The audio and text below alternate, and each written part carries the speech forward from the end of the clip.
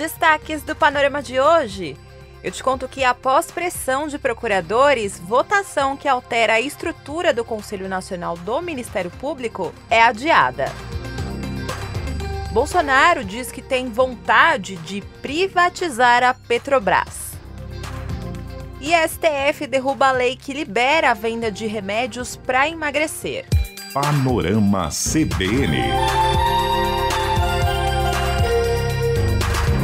Olá para você que está ouvindo o Panorama, eu sou a Juliana Prado e vou te contar em menos de 30 minutos tudo que foi notícia nesta quinta-feira, dia 14 de outubro de 2021.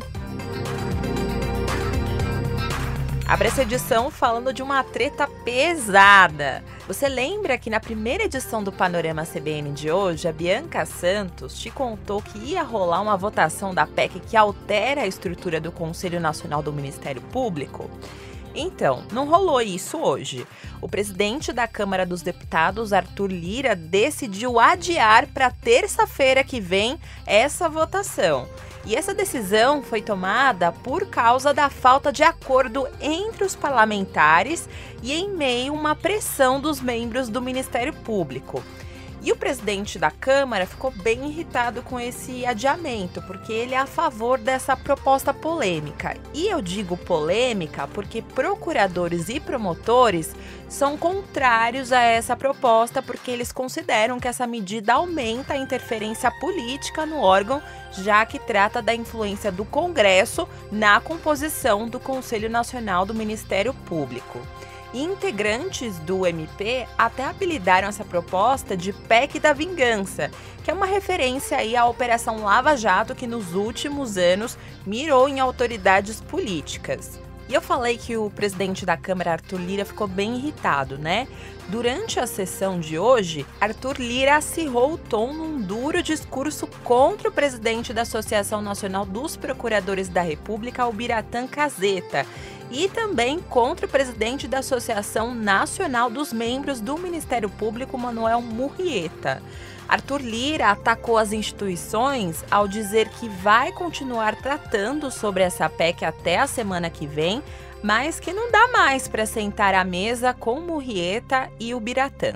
Nós vamos continuar debatendo até terça-feira na hora da votação. O que não dá para sentar mais é com o doutor Murrieta e com o doutor Biratã. Esses não têm palavra para sentar e negociar em nome da associação, pelo menos por essa presidência. Aqui nós somos acostumados a cumprir acordo e eles fizeram acordo, redigiram o texto da funcionalidade e reduziram a nota que nós seguramos até que conseguíssemos conversar com a Associação Nacional dos Procuradores de Estado e a doutora Ivana foi quem me ligou dizendo que haveria acordo. Vamos seguir em frente, seguir conversando. Só não sou obrigado a sentar e conversar com quem não cumpre acordos que são feitos verbalmente.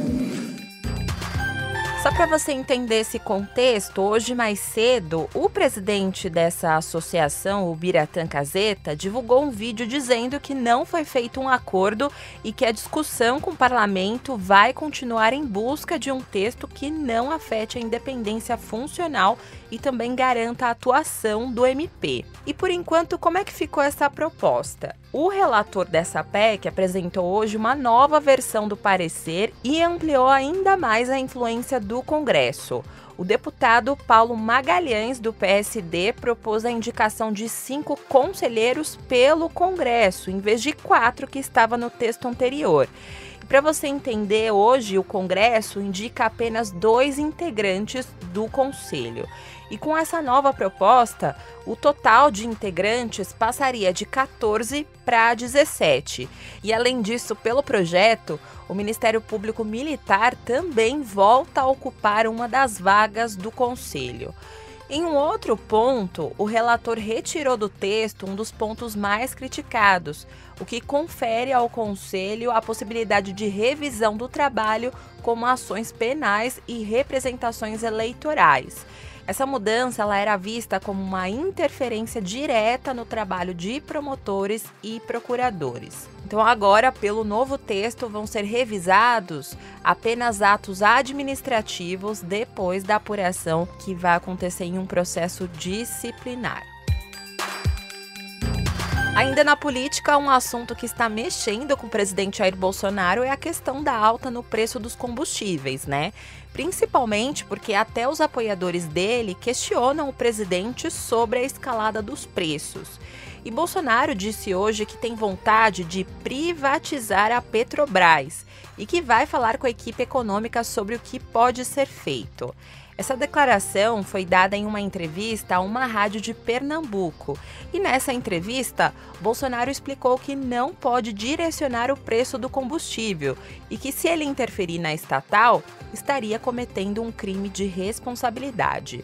Ele até falou que, quando os preços aumentam, a culpa sempre sobra para ele. É muito fácil, aumentou a gasolina, culpa do Bolsonaro. Eu tenho vontade, já tenho vontade de privatizar a Petrobras.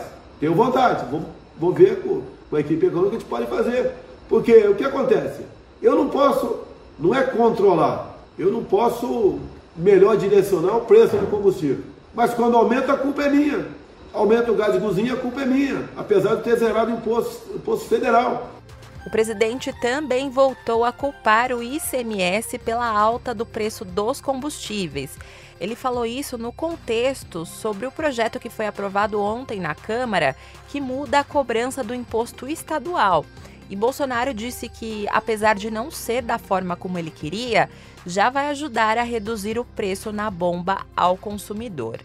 E essa declaração de Bolsonaro sobre a privatização da Petrobras chamou a atenção porque no início do governo essa discussão não estava no radar. E o curioso é que essa nova declaração do presidente aconteceu um dia depois do presidente da Câmara, Arthur Lira, também defender a privatização da estatal. E também depois do ministro da Economia, Paulo Guedes, defender a venda de ações da petroleira para distribuir os ganhos aos mais pobres. É lógico que, depois dessa fala de Bolsonaro, as ações da Petrobras subiram. E daqui a pouco eu te conto como foi o fechamento do mercado. Panorama CBN. Agora vamos para mais uma notícia que de alguma forma tem relação com o presidente Jair Bolsonaro. Ontem, ele disse que não vai se vacinar nem depois do último brasileiro. E hoje, o ministro da Saúde, Marcelo Queiroga, foi questionado sobre esse assunto.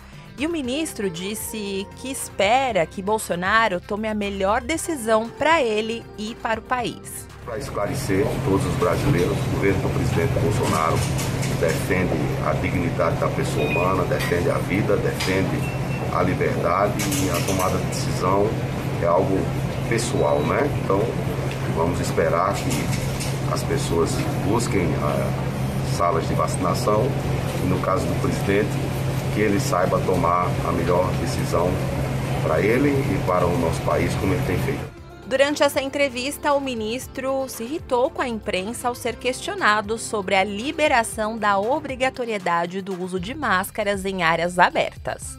À medida que o cenário epidemiológico ele cada vez mais se controla, isso será uma tendência natural. Isso já está sendo discutido, avaliado? Já, vocês sabem, eu já respondi isso várias vezes, né?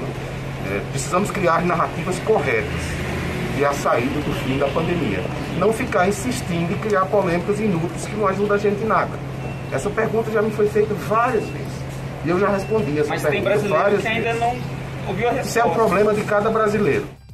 Agora eu vou fazer uma pausa rápida de 30 segundos e logo mais eu volto com mais informação do noticiário de hoje, como o anúncio da Prefeitura de São Paulo que decidiu manter o uso obrigatório de máscaras. Quer 6 meses de Globoplay? Assim, de presente? É fácil. Você só precisa assinar o Globo Impresso e pronto. Você vai receber todo dia, na porta da sua casa, o jornal produzido de acordo com as normas mais rigorosas contra a Covid-19. E ainda leva 6 meses de Globoplay para maratonar séries, assistir novelas, ver filmes e muito mais. São 6 meses de conteúdo liberado. Ligue para 4002-5300 e faça agora a sua assinatura. 4002-5300.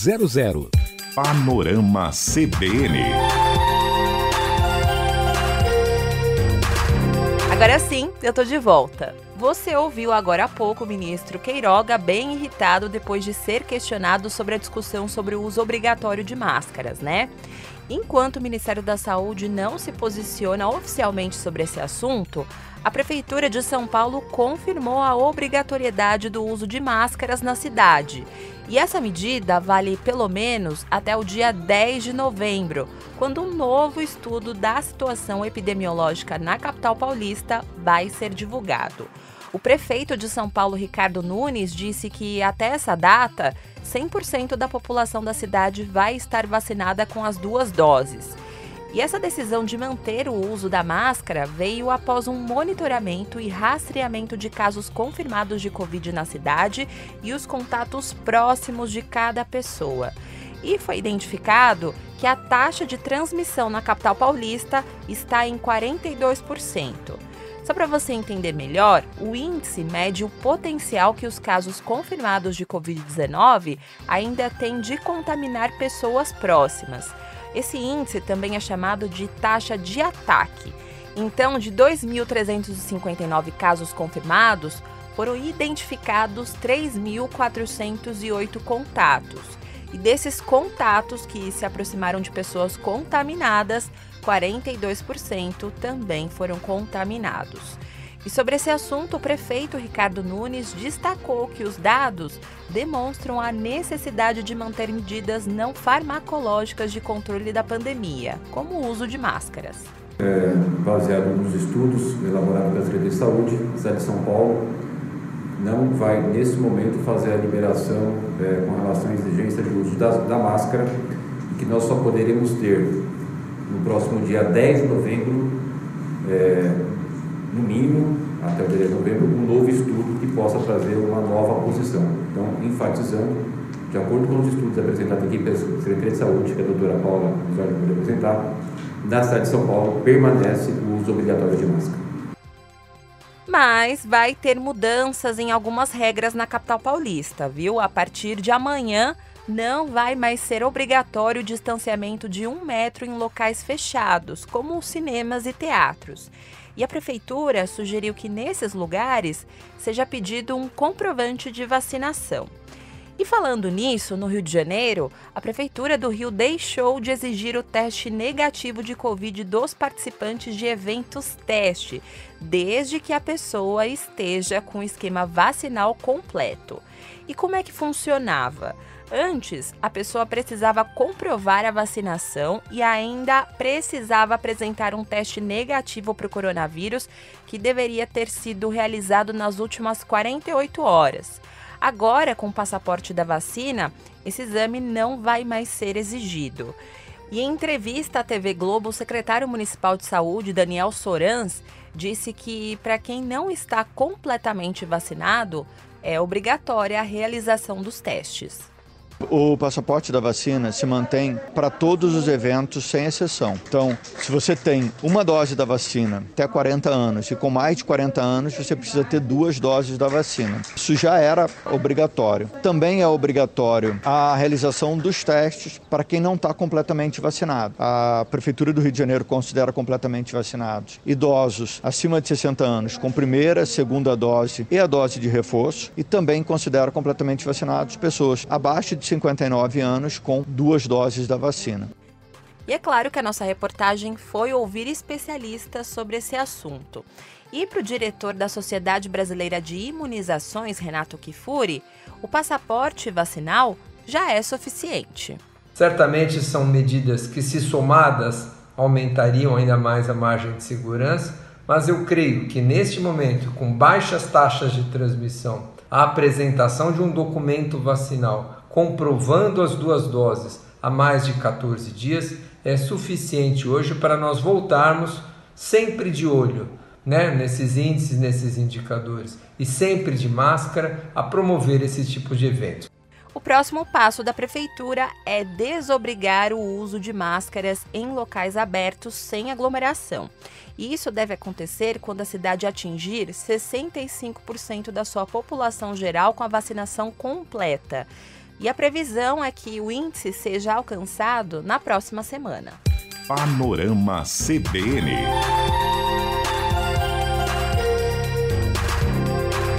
Ainda falando sobre saúde, hoje a CPI da Prevent Senior da Câmara dos Vereadores de São Paulo começou a colher os primeiros depoimentos. E quem falou para os vereadores foi o coordenador da Vigilância em Saúde da capital paulista, Luiz Arthur Vieira Caldeira. Ele aproveitou o momento para apresentar dados que mostram que as unidades da Prevent Senior tiveram uma taxa de letalidade entre os pacientes com Covid de 41% em 2020 e 35% em 2021. Mas no mês passado, em depoimento à CPI da Covid no Senado, o diretor do Plano de Saúde, Pedro Batista Júnior, deu números diferentes. Ele disse que 4.000 pacientes internados com Covid na rede morreram, o que, segundo ele, representaria 22% dos internados. E esses dados que foram trazidos pelo representante da Covisa chamaram a atenção dos vereadores.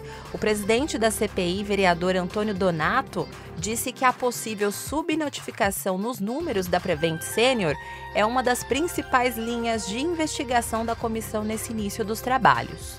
Os números apresentados nos causaram espanto por uma alta taxa de mortalidade nos hospitais da Prevent, por volta de 40% dos casos classificados como de síndrome respiratória aguda grave, né? Então, um número que a gente vai aprofundar, pedimos mais informações, né, de outro sistema da prefeitura, que é o PROAIM, que, enfim, sistematiza todas as informações da certidão de óbito e as causas de morte. Então, é uma linha de investigação da CPI que começa a andar. O representante da Vigilância Sanitária Municipal, Luiz Caldeira, disse também que no início da pandemia foi feita uma vistoria em um dos hospitais da Prevent Senior, devido ao alto número de casos de Covid que a unidade já apresentava. Segundo ele, a inspeção constatou alguns descumprimentos de normas sanitárias, como o atraso nas notificações de casos e mortes, e também a quantidade insuficiente de testes para Covid. E depois dessa constatação, a rede foi notificada e recebeu uma advertência. E, além disso, foi enviado um documento para a Secretaria Estadual de Saúde pedindo uma intervenção em 3 unidades. Mas, segundo ele, não houve uma resposta formal por parte da Secretaria Estadual. Aqui é uma questão de competência, né? A partir do momento que o órgão pertinente, que no caso é o governo do estado, está ciente, aí as providências são tomadas por ele. Nós não tivemos notícias, as notícias que nós estamos tendo hoje não eram as mesmas que nós tínhamos na época. Então, na época, nós acompanhamos o que nós tínhamos verificado naquele momento, comunicamos ao Estado. Justamente por causa dessa declaração, os vereadores aprovaram um pedido para que um representante da Secretaria Estadual de Saúde preste esclarecimentos à CPI.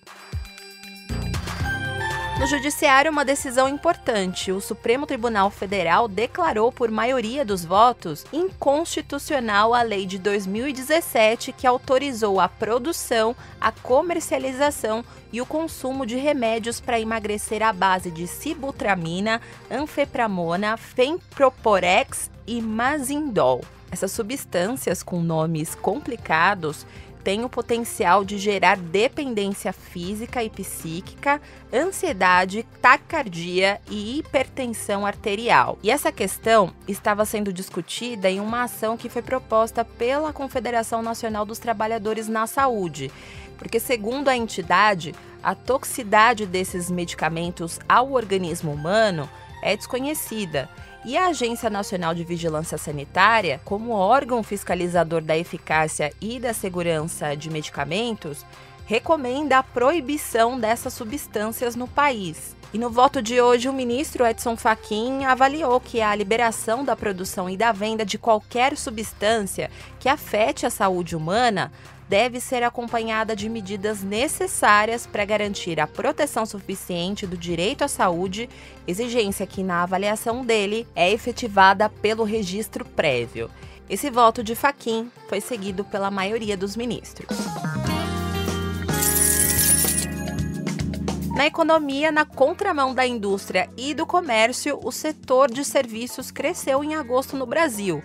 Em relação a julho, o volume do setor teve alta de 0,5%. Esses dados que eu contei para você agora são do IBGE. E o mês de agosto foi o 5º mês consecutivo de crescimento de serviços. E com esse desempenho, o setor ficou 4,6% acima do nível pré-pandemia. O segmento de serviços é o principal empregador do país, porque reúne uma grande variedade de negócios. Vai desde bares, restaurantes e hotéis a empresas de tecnologia, instituições financeiras e de educação. No mercado financeiro, a Bolsa de Valores de São Paulo fechou o dia hoje em baixa de 0,24% aos 113.185 pontos. No mercado de câmbio, o dólar comercial fechou o dia em alta de 0,09%, cotado a R$ 5,512. Já o euro fechou o dia com uma valorização de 0,11%, cotado a R$ 6,392.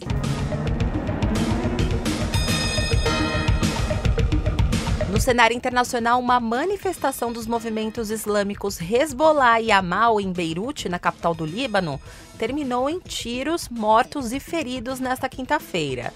A agência de notícias France Press diz que uma pessoa morreu e outras 8 ficaram feridas. E o exército libanês disse que manifestantes foram atacados quando passavam em uma área que divide os bairros cristãos e xiitas da cidade. E a população precisou correr para se proteger dos tiros. E o exército, depois disso, passou a patrulhar as ruas. E imagens que foram publicadas nas redes sociais mostram os transtornos que foram causados pelos tiroteios nas ruas de Beirute. Vamos ouvir um trechinho. Essa manifestação exigia a destituição do juiz Tarek Bitar, que é responsável pelo processo sobre a explosão que aconteceu no dia 4 de agosto do ano passado no porto da cidade. Você deve se lembrar disso. Essa tragédia causou a morte de pelo menos 214 pessoas e feriu mais de 6 mil, além de destruir vários edifícios na capital libanesa. Panorama CBN. Para quem gosta de festivais, uma boa notícia. A banda Coldplay foi confirmada hoje como mais uma atração do Rock in Rio em 2022. O grupo inglês vai ser a atração principal do palco mundo no dia 10 de setembro. A última vez que o Coldplay veio ao Rock in Rio foi em 2011. E o evento do ano que vem está marcado para os dias 2, 3, 4, 8, 9 e 10 de setembro. E o festival já confirmou outros artistas, como Iron Maiden, Megadeth, Sepultura, Alok, Justin Bieber, Demi Lovato, Isa e Dua Lipa. Panorama CBN.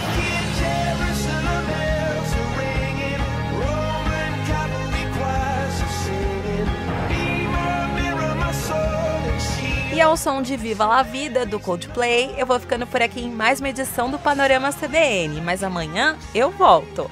O roteiro de hoje foi escrito por mim, a montagem e a sonorização são do Anderson Wendel, o Tico. E você pode me encontrar lá nas redes sociais, no @Juliana_Deprado e no Insta é só procurar por @JulianaDeprado. E também tem o e-mail juliana.prado@cbn.com.br. E não se esqueça que amanhã tem a primeira edição do Panorama CBN com a Bianca Santos.